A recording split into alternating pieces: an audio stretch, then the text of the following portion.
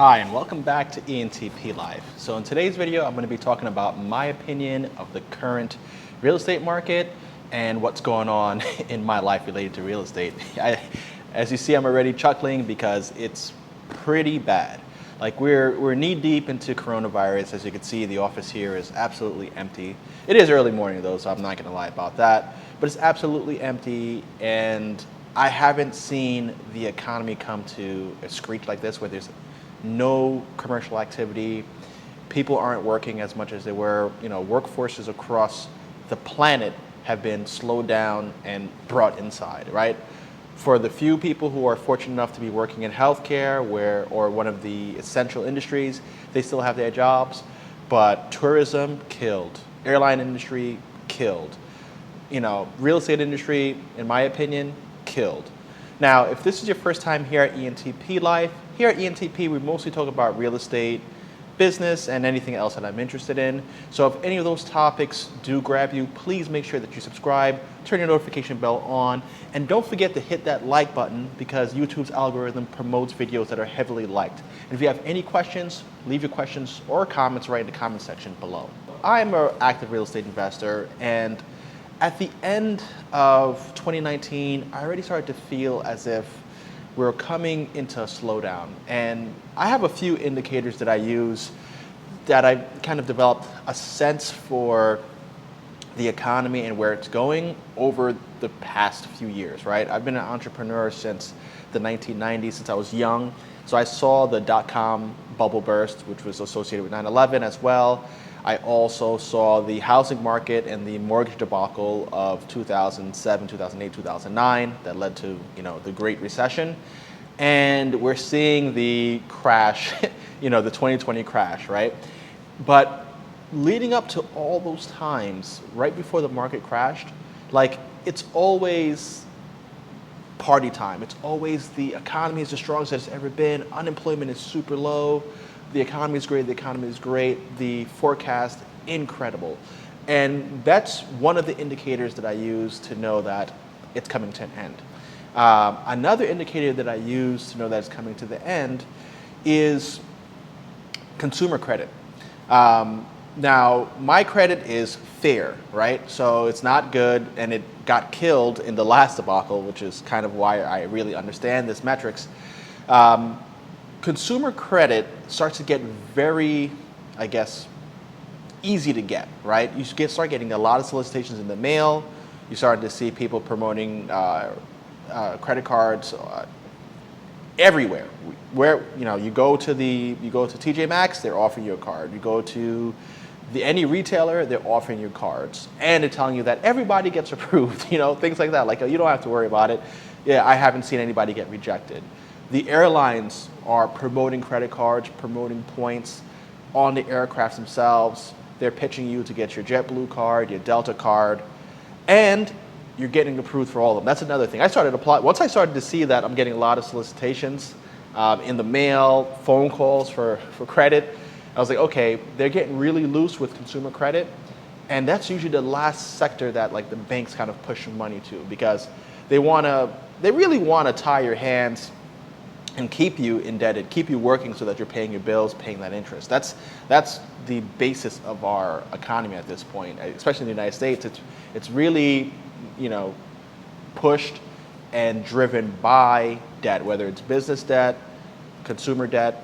You take on that debt, especially as a business, you take on that debt, you're expected to grow your business, right? You're going to buy equipment that's going to allow you to do more work. You're going to invest in human capital, which is going to allow you to do more business, right? All of these things are meant to kind of spur the economy. If you're growing your business, you're going to create jobs, you're going to create tax revenue for the country, and you're going to create interest for the banks, right? Or you're going to be paying interest to the banks. Once that starts to slow down and banks have kind of recapitalized, gotten paid back from the businesses, and businesses are like, you know what, we're starting to see things slow down, I'm not going to take on any new debt, they need to move that money to another market, and that market is a consumer market. At this point, everybody's excited. Everybody's like, my job is good. I just got a raise. Let me go buy that house. Let me buy a new car. Let me get a boat. Things that just don't make any sense at all. Not that buying a house is bad, but you start to see people overextend themselves into getting, their dream house or whatever the hell that is. It's something that blows my mind till this day when people are talking to me about a dream house. If that house is not making you income and it's not paying you every freaking month, it is not a dream house. It's a nightmare, okay? It's going to cost you money. You're going to have to change out that roof one day, boiler, your heating system. You're going to have continuous maintenance. You're going to be paying taxes forever. To me, home ownership is most exciting when you have a tenant in place. That's why I always advocate people who are saying, hey, I want to buy my dream house or I want to buy a home because I don't want to rent anymore. I say, great, smart decision, but make sure you get something 2 families or larger so that you're able to kind of start collecting and earning money. It's one of the easiest businesses to be in is being a landlord and being a real estate owner, right? You're going to get that money month after month. It's kind of easy to get customers. It's easy to manage that customer.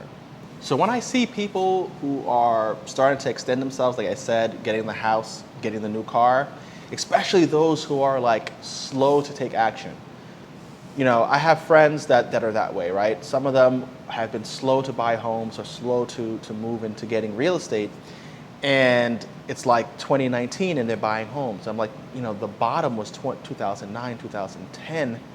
That was the opportunity to buy. That's when things were really on sale. Even if you had it, one of the properties that I purchased in 2009, there was the Obama, first-time homebuyers tax credit. You got $8,000 as a tax credit, a check to you if you purchased a home, right? For me, that was just about my down payment, right? 3.5% on 400, or actually it was a $300K purchase. That $8,000 almost covered my down payment and refunded me that money. If you're in a market where homes are $100,000, $200,000, that $8,000 would have covered your down payment with an FHA and some of your closing costs, all right? So, especially if you're on the $100,000 side, it probably would have covered everything. And I think the nation average at that time was $150,000 per house. So the $8,000 made sense. It was pretty much get a house for nothing, right, to stabilize the market. So that was the time to buy. People who delayed 2012, 2013, even then was a good time to buy. But someone who's buying on the tail end of a bull market, on the tail end of economic growth for 10, 11 years, you're buying the high. And when I start to see people excited about, oh, I'm ready to buy my house, I finally got my credit together, I finally got enough savings, I know that it's the end. Also when like minority neighborhoods, and I'm black clearly, but when you start to see the prices start to push and skyrocket in the submarkets, which are typically minority neighborhoods, then it's game over. It's almost the end because we tend to be the last ones to be making business moves, right? We're the last ones to get employed. We're usually the ones that have our credit penalized.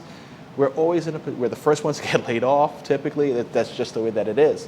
So when that market starts to boom, that's again late stage, late cycle. So all these things were going on. Like I sold a property in Newark at the beginning of this year. I picked it up for $65,000, spent about $120 in. At the time that I bought it, the market was trending at $220,000. By the time I sold it, I got $315 on the exit. Newark is a predominantly black neighborhood, and I saw a 50% price gap in 2 years is outrageous. That's another sign to me that, this is starting to go way on tilt. Market's gonna come under pressure and start to fold. So I don't know if you remember back, I had a video where I said, I think every project that I'm doing now, I had about 5 or 6 projects under construction. Some of them were multifamily. I said, everything that I have is gonna be for sale come this year, right? Thinking that the turn was gonna be, closer to the fall because, the springtime and summertime are the best time to sell in the Northeast because the weather's warming up, people are getting their tax returns, they have all their proof of income in order. So that market is usually strong. So I was like, all right, I'm gonna sell, everything that I don't have rented and kind of catch up because I know that the turn is coming. It just so happens coronavirus came around a little earlier and has taken the market by storm. So Now, where does that leave me? All right.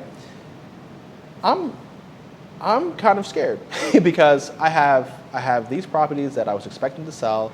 Some of them are already listed on the market. I have one in Paterson, New Jersey that's listed. I have one in Carmel, New York that's listed. I have another one that I'm finishing up. The one that I said was a bad deal in the first place. Oh my God, that one it's actually finished this week. I'm expecting to list it maybe Friday. But all my properties that are listed, I'm getting zero traction because people can't leave their homes in New York. So I'm in a situation where agents aren't allowed to sell, people aren't viewing homes, people are going to be losing their jobs like crazy, and that fear in the marketplace always is going to translate to a major purchase like a home, right? People are dedicating 30 years of their working life to paying off this asset, and when things seem uncertain, they're not going to buy. I'm hoping that this recovery is quick, and people who are thinking about buying a home, and still have their jobs are like, okay, great, I'm going to go buy the homes. I don't care if I'm selling properties on a discount. I know that I need to get out near this top here, okay, before things pull in even more. And this is why it's important for you to have, purchase properties that are functioning at that 70% rule. Because if I need to pivot myself and I can't sell these properties, I want to make sure that I refi and get all my money back, okay? And on some of these deals, like the one in Center Reach, I'm going to have money trapped in that one. And my one in Westchester, which I was counting on, those are pure flips, never to be rented, because they're larger, they're priced a little higher. I was counting on them to sell. They're in fairly good, or they were in good and active markets. And I didn't follow the 70% rule, right? I'm closer to like 80, 85%, especially on that one in Center Reach, where if I were to do a refinance, I'm gonna have like $30,000, $40,000 trapped in the deal, maybe even closer to 60, depending on how things pan out. So I don't want to be in that position, but if I have to, I will, because I'm going to just switch and start, leasing out the properties, even to Section 8 tenants, because at least the government is going to pay me my rent. Okay, if there's widespread unemployment like they're predicting, and people are already getting the message that, rents are going to be forgiven, evictions aren't going to happen. You know what's going to happen? They're not going to pay their landlord, right? So what is the probability of me getting my rent, making my debt obligations? It's a nightmare, man. And that's pretty much my view on things. If you're gonna be in the market to buy, make sure that your job is secure and stable, and that it's in an industry that's not gonna be too affected by this change, right? The essentials, healthcare, energy, utility companies, those sort of things, they're not gonna really, people need them, food, they're not gonna really retract so much, okay? If you're in tourism, my Airbnb, oh my God, that's getting killed as well. I have like all of March almost empty. April, I'm losing reservations like wildfire. I'm losing some into the summer. There's just so much uncertainty out there. But if you're in tourism, you're absolutely getting killed. Hotels are being closed. The airlines are grounding planes. If you work for Boeing, you might be, I think they're going to bail out Boeing, but Boeing is going to be hurting because there's going to be some bankruptcies in the airline industry, especially the budget airlines that were already operating on slim margins.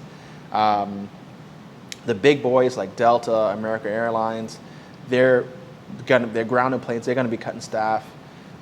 It's going to be really bad. So across the board, you're going to see this decline. So if you're buying, make sure you buy smart. Make sure you're buying, those value properties. Try to find, this might be a good time to pick up those 2 or 3K properties, all right? Things that need some work. So whatever it is that you are buying, just make sure that you're buying something with good value. Make sure you buy below that 70% mark.